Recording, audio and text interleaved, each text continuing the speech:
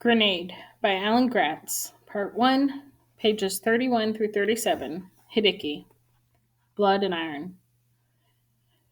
Thoom! Hideki flinched, but he didn't run. He sat in the safety of a cave, watching through its entrance as American shells exploded over the next hill. He could feel the vibrations deep inside the island's bedrock. Hideki and the other boys had made their way down to the beaches, intending to seek out the Americans, but the constant shelling from the ships in the harbor had driven them away, and they'd sought shelter inside one of Okinawa's many natural caves. The rest of the boys were deeper inside, talking and laughing. Hideki would have joined them, but Yoshio was there, and it always paid to stay as far away from Yoshio as possible, even if that meant being closer to the American bombs. Hideki sucked on a piece of kanban, a tough dried biscuit. He hated to already eat what little food the army had given him, but he was hungry. And besides, the Imperial Japanese Army was going to drive the Americans from the island in a matter of days, weren't they? If everything went the way the IJA promised, the battle would be over soon. Then Hideki's mother and brother would come home from Japan, and his father and sister would come home from the front lines. The whole family would be together again. It had been almost 8 months since his mother and little brother Isamu went away, since Hideki too was supposed to go away. He still remembered that day as though he had a picture of it. The hot August sun, the narrow docks, the throngs of Okinawans pressing toward the big black passenger ships, waiting to take them north to the mainland. Hideki's mother carried Isamu in her arms, and Isamu clutched his little papier-mâché lion dog. Hideki followed behind with his father and his older sister, Kimiko. "You'll be safe in Japan. Yes, much safer than on Okinawa," Hideki's father said, as though he was trying to convince himself too. Woto was short, like Hideki, but stocky, with a mustache and a trim black beard. He stood next to Hideki's sister, who was already taller than both their mother and father. Kimiko was thin and elegant, with a white streak in her long black hair that had marked her since she was as little as a yuta, a person who could see and speak to the dead. Woto and Kimiko were there to say goodbye, not to go with them. Woto had already been drafted into the IJA to fight, and Kimiko had been taken from her school and pressed into service as a nurse in an army hospital. Hideki hugged his sister and his father, his heart aching. His family had never been apart before. He hated to leave them, but he hurried to join his mother and little brother so Kimiko and his father couldn't see his tears. He was almost on board the ship when someone grabbed him roughly by the arm. "Here, what's this?" demanded a scowling Japanese shoulder. He held Hideki back. "Just where do you think you're going? How old are you?" 13, Hideki said, surprised. "Almost 14? 14's old enough to fight," the soldier barked.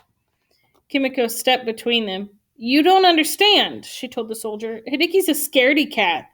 350 years ago, one of our ancestors died like a coward, and now every third generation, the oldest boy is born afraid. This time around, it's Hideki. Until our ancestor's spirit finds peace, he's worthless in a fight." Hideki's face burned red with embarrassment, but everything his sister said was true. "Superstitious Dijin," the soldier muttered, and Hideki heard his father gasp. Dijin was a rude way of saying primitive natives. The soldier was basically calling them animals. Hideki's fist tightened around the sack of clothes he carried. He was a coward, but it wasn't his fault. He was just born that way, and no amount of ceremonies and offerings to his ancestor had been able to free him from it. Maybe, he thought, it was time to try a more direct approach. Maybe it was time to override his ancestors' cowardice with his own bravery. Hideki stood tall. "I'm going to stay," he announced. His father and sister protested, but there was no time, and they couldn't make him go. His mother and little brother were swept up by the ramp by the surging crowds, and Hideki waved goodbye to them. The Japanese soldier nodded his approval at Hideki and went to harass someone else.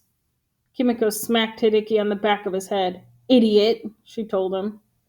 Kimiko's rebuke echoed in Hideki's mind now as the shelling from the American battleships abruptly stopped. The silence was startling. There could only be one reason the Americans weren't shooting anymore, Hideki realized, because they were afraid of hitting their own soldiers. That meant there had to be Americans close by. The bushes outside the cave rustled, and Hideki's breath caught in his throat. He pulled one of his ceramic grenades from his jacket pocket and removed the rubber cap. He wished he had one of the real grenades, the kind where you just pulled a safety pin to activate it. He held the striking cap close to the fuse, his hand shaking. Who goes there? Hideki called, trying his best to hide the fear in his voice. People emerged from the bushes, and Hideki relaxed. It was an Okinawan family, an old woman, a mother with a baby in her arms, and a girl much younger than Hideki who clung to her mother's dress. You must let us in, please, the mother said, trying to keep her voice down. There are Americans all around us. We can't let them capture us. She pulled her children closer. The old woman's face was streaked with tears. Come on in then, hurry, Hideki told them. Yoshio and some of the other boys had noticed that the bombing had stopped, and they came to the mouth of the cave to see what was happening. As soon as he saw the Okinawan family trying to come inside, Yoshio blocked their way. Where do you think you're going? Yoshio said. You can't come in here. This is a military cave. Hideki wanted to argue. Wasn't it the army's job to protect the people of Okinawa? But he didn't want Yoshio to turn on him again. Go away, Yoshio told the family. Yes, Hideki said, brandishing his grenade to show them he meant business. This cave belongs to the Blood and Iron Student Corps. Go hide somewhere else. A strange noise came from the other side of the hill, a motorized rumbling like the sound of a bus. The women and children heard it too, and they turned and ran away screaming. Hideki's heart raced and his stomach twisted. Was this it for real? Had some of the Americans gotten past the beach? Was he finally going to have to fight? Hideki, go see what it is, Yoshio said. He shoved Hideki with both hands, and Hideki stumbled outside into the harsh daylight. Be brave like the kamikazes, Hideki reminded himself. Grenade in one hand, rubber striking cap in the other, he took a deep breath and ducked into the bushes at the top of the hill. He crept forward until he could see over the ridge. The dirt path below him was lined with American vehicles. Gray trucks filled with soldiers, enormous clanking green things with cannons on top and treads for wheels. Open-top jeeps pulling giant guns on trailers. There were scores of them. They kept coming around the bend in the road and kept coming and coming. Hideki ducked deeper into the thicket, afraid they would see him. His hands shook. How was this possible? How had the American devils been able to get so many vehicles past the Japanese defenses? Hideki had seen more automobiles on that road in 5 minutes than there had been in all of Okinawa before the war. Hideki's shaking fear crystallized into a hard knot in his stomach, and he knew what he had to do. He had to take out one of those trucks with a grenade. This was his moment. This was his fate. He stood up, fully exposed if any of the soldiers in the trucks had bothered to look up at him, and got ready to strike the match-like fuse on his grenade. For the Emperor, Hideki told himself. For Japan. For my family. Hands grabbed Hideki and pulled him back into the bushes before he could activate his grenade. Hideki turned around. It was Yoshio.